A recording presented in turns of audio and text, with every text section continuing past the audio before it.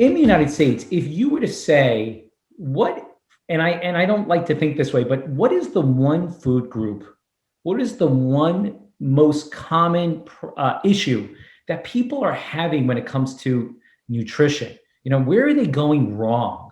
Is it the carbs? Is it the fat? Is it eating too much? Because we have this idea we have to eat every 2 hours or else we're going to wither away. Fine. Then go ahead and starve. Where in the United States is that if you had $100 and the government said to you, Brooke, what should we do with this $100? Where should we put this money and effort? What should we change? What food group or genre of food should we change? I think that's probably the only budget they'd give to this, to be honest. That said, I think that the main issue, is sugar. Must protect sugar. And I think if we think of foods, it's for my biggest concern with children, adults, basically across the board, are sugary drinks. And so I think that's the number one thing that if we could stop, we'd have a huge impact.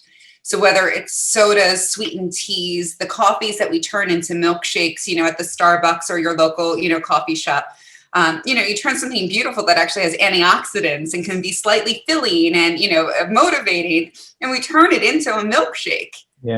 And then on top of it, they'll be like, you want whipped cream on that? I'm like, what? Like, this is insane.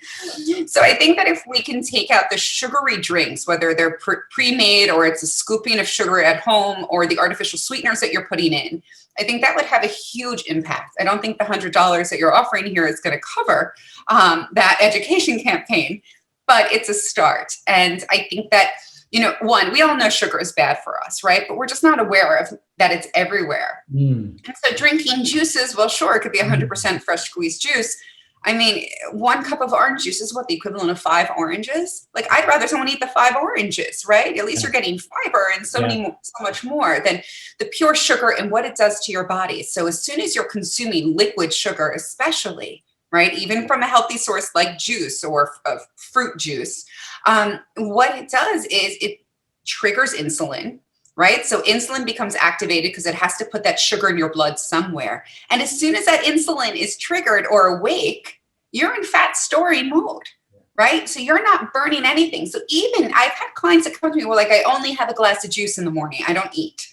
And I'm like, great, you're still storing fat.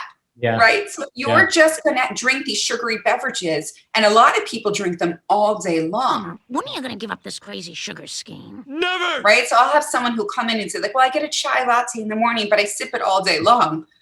First of all, I'm concerned about their teeth. Second of all, they're basically putting sugar into their body through sips all day long. And all that's doing is activating insulin, putting your body into fat storage mode all day long.